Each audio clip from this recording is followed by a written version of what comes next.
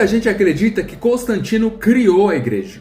Essa ideia se espalhou e foi repetida ao longo da história e acabou sendo aceita como verdade hoje, mas ela não se sustenta nem historicamente e nem biblicamente.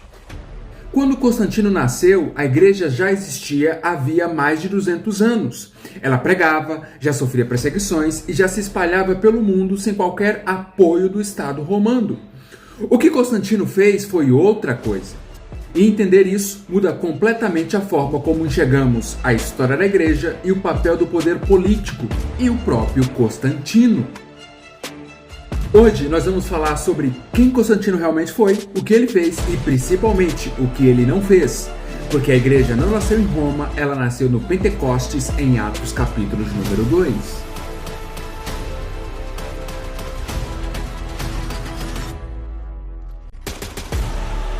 A igreja não começa com imperadores, não começa com decretos, não começa com poder político e não começa definitivamente em Roma.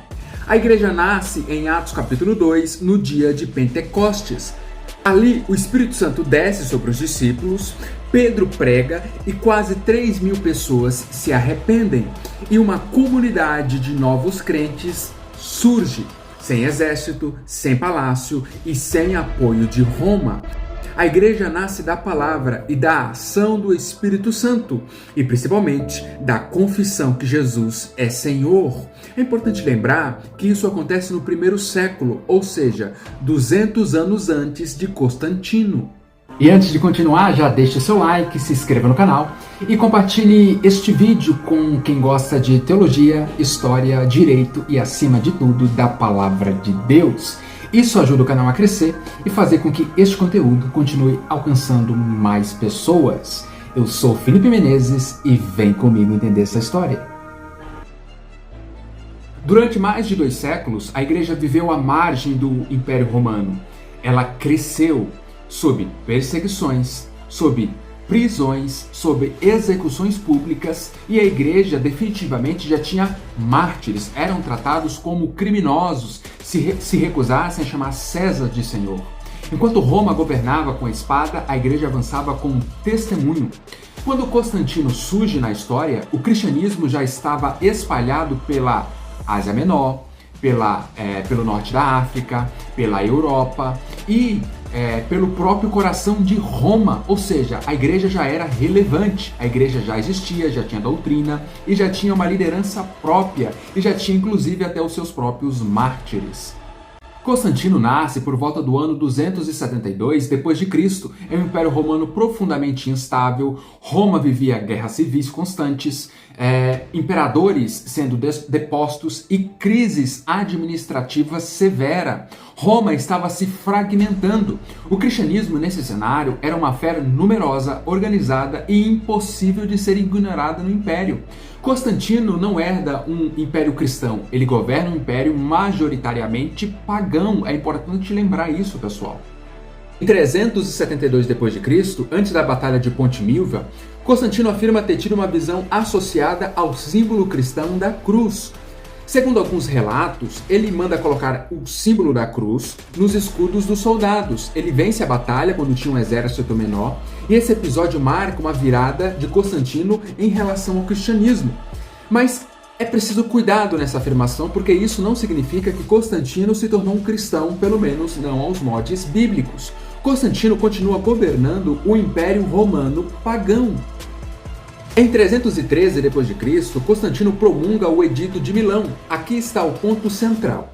O Edito de Milão não criou a igreja, não tornou o Império Romano cristão e não impôs o cristianismo às pessoas que eram cidadãs do Império Romano.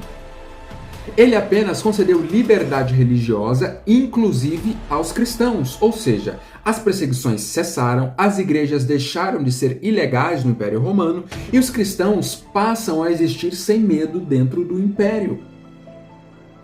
Mas o Império Romano continuou pagão ainda por décadas, inclusive após a morte de Constantino. A oficialização do cristianismo só aconteceria mais tarde com o imperador Teodósio. Com a legalidade do Edito de Milão concedida por Constantino, A igreja entra em um novo momento, ela ganha estabilidade, espaço público e organização conciliar, mas também enfrenta vários desafios, tais como aproximação com o poder público, politização de disputas teológicas e crescimento institucional maior do que o discipulado. Constantino não fundou a igreja, mas ele muda sua condição jurídica dentro do Império Romano. Em 325 d.C., Constantino convoca o Concílio de Nicéia. Outro mito precisa cair aqui neste momento. Constantino não criou doutrina, não definiu quem Jesus era e definitivamente não escreveu o credo de Nicéia.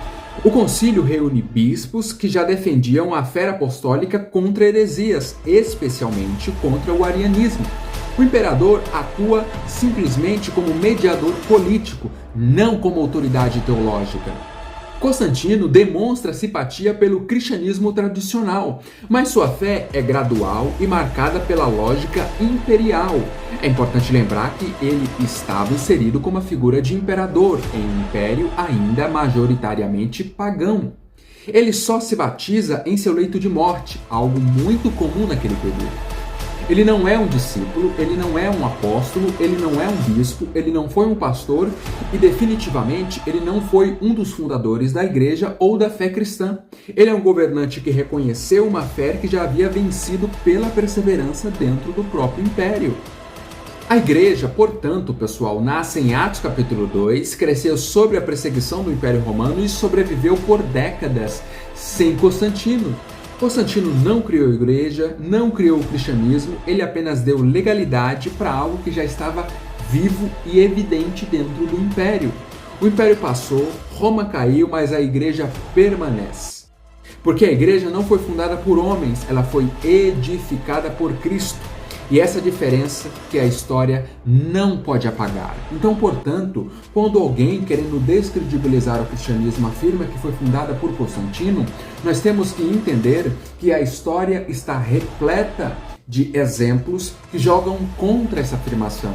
Se a gente vai e analisa a Bíblia apenas como um livro histórico, a gente percebe que a igreja nasce em Atos capítulo 2, lá em Jerusalém, e depois de Jerusalém nós tivemos, por exemplo, a igreja da Síria, a igreja que enviou Paulo para suas primeiras viagens missionárias. Nós temos a igreja de Herápolis, a igreja de Colossos, nós temos a igreja de Filadélfia, a igreja de Sardes, a igreja de Laodiceia, ou seja, nós temos diversas igrejas antes da igreja de Roma. Então é importante lembrar, pessoal, que afirmações vazias carecem de comprovações históricas. E para fechar, Constantino não criou a igreja. Se você gostou desse vídeo, se inscreva no canal para receber mais vídeos como esse. Eu sou o Professor Menezes e tchau, tchau!